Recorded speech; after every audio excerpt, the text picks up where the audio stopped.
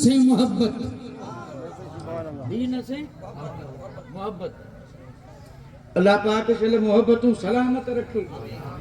एड़ो भी दौर हो हकीकत में बी गाल ही कोन थींदी हुई। नफल केतरा पढ़िया तो ख़त्म केतरा पढ़िया तो कुरान केतरा पढ़िया, वो थींदा हुआ पाण में मुक़ाबिला।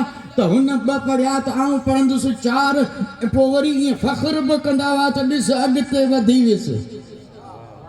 हाणे हू पिया वधंदा हुआ अॻिते ऐं असां वरी मुक़ाबिलो पियो पोइ ते रहण में।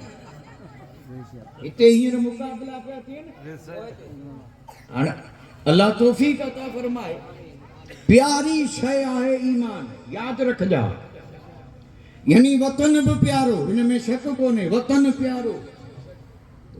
ऐं बुजुर्गन जो कौल आहे तो वतन की मोहब्बत ईमान में आहे। हुब्बुल वतन मिनल ईमान कौल आहे हिकिड़ो, यानी वतन की मोहब्बत ईमान में जा आहे। वतन की मोहब्बत, माल की मोहब्बत, औलाद की मोहब्बत, जान की मोहब्बत, सब बराबर। सजी दुनिया बराबर, को भी इन में अलग थी कोन सघंदो। कंहिं भी कौम जो हुजे, कंहिं भी मुल्क जो हुजे, इन्ही शयुनि से मोहब्बत सभिनी के हूंदी। पर कुर्बान वञा मुंहिंजा महबूब मुस्तफ़ा तुंहिंजी उम्मत मथां।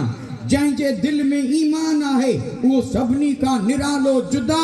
उन जो ऐलान इहो हूंदो त इन्ही से तो मोहब्बत सभिनी के, पर मूंखे मुंहिंजी जान खां भी वधीक मोहब्बत मुंहिंजे ईमान से।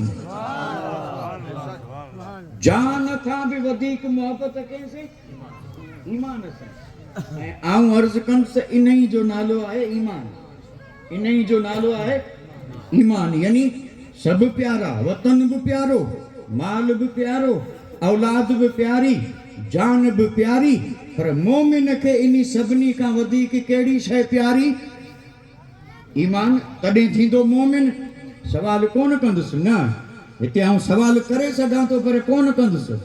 छो त हाणे इहो माण्हू सभु अकुलमंद आहिनि, दाना आहिनि, सभु सम्झी सघनि था, त हिते सवाल जी ज़रूरत कोन्हे।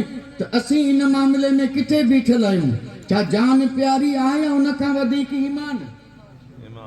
जेकॾहिं हुजे त लख मुबारकूं, न हुजे त पोइ करियूं कोशिश। तो ईमान थिए कामिल। दीन साईं वॾी शइ आहे। दीन अहिड़ी ॿी का बि दौलत कोन्हे, अहिड़ी ॿी का बि नेमत कोन्हे। अॼु असांखे हर शइ जी परवाह आहे, हर शइ जी फिक्र लॻी पई आहे, हर शइ जो हिसाब बि आहे। पर असां वटि जेकॾहिं कंहिं शइ जो को बि परवाह न आहे त उनखे असां दीन खे अहिड़ो त असां विसारे छॾियो त परवाह ई कोन्हे, कुझु बि कोन्हे। मोमिन वटि जेकॾहिं का शइ क़ीमती सभ खां वॾी नेमत आहे त उन जो नालो दीन ऐं ईमान आहे। दीन ऐं ईमान आहे। साहब इकराम वतन छाजे लाइ छॾिया? अवां चवंदा यादि हूंदो, चवंदा दीन जे लाइ छॾिया या न?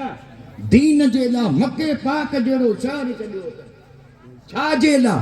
दीन लाइ। ऐं पोइ दीन मथे पंहिंजी औलाद खे हिकिड़ो हिकिड़ो करे कुर्बान कंदा दीन जे लाइ। माल सॼो सिद्दीक़ अकबर कुर्बान करे छॾियो दीन जे लाइ। महबूब ज़ख्मी थिया दीन जे लाइ। ॿिन्ही जहाननि जे सरदार पंहिंजो पाक वतन मक्को शरीफ़ छॾे हिजरत कई दीन जे लाइ। वॾा वॾा मारका थिया जान जे लाइ, न दीन जे लाइ। दीन वॾे में वॾी दौलत। पर अल्लाह तौफ़ीक़ अता फरमाए। अॼु असांखे दुनिया जी त सभु ख़बर, पर दीन जी आहे का ख़बर? इन ई दीन जी हिफ़ाज़त केरु कंदो? सवाल थो करियां। आऊं अवां खां पुछां इस्लाम कंहिंजो? चवंदा असांजो। मज़हब असांजो। कलमू दीन असांजो आहे या न, या ॿिए कंहिंजो? त जंहिंजो हूंदो हिफ़ाज़त बि उहो ई कंदो न। भई हिकिड़ो माण्हू पंहिंजो घर जोड़े ठाहे वेठो आहे, ॿियो अची घर ते करे हमला। को बि दरवाज़ा तोड़े, को बि ॿारियूं खिड़कियूं तोड़नि ॾींदा? कोन ॾींदा न। त यकीनन माण्हू पंहिंजो यानी मूं ठाहियो घर, इहो थियो मुंहिंजो। हाणे जेकॾहिं को सर फिरियो, दीवानो अची हणे पथर, हणणु ॾींदुसि? छो? ॿिए खे फिक्र कोन हूंदी, मूंखे हूंदी त हीअ आहे मुंहिंजो। दीन कंहिंजो सभु चवंदा दीन असांजो त दीन असांजो जॾहिं चऊं था कॾहिं ॿिन्ही जहाननि जे सरदार चयो त इन दीन खे जेकॾहिं को पहचाने त हथ बि तूं झलिज ॿिए कंहिं में उम्मीद न रखिज दीन ते हमिलो थिए शरीयत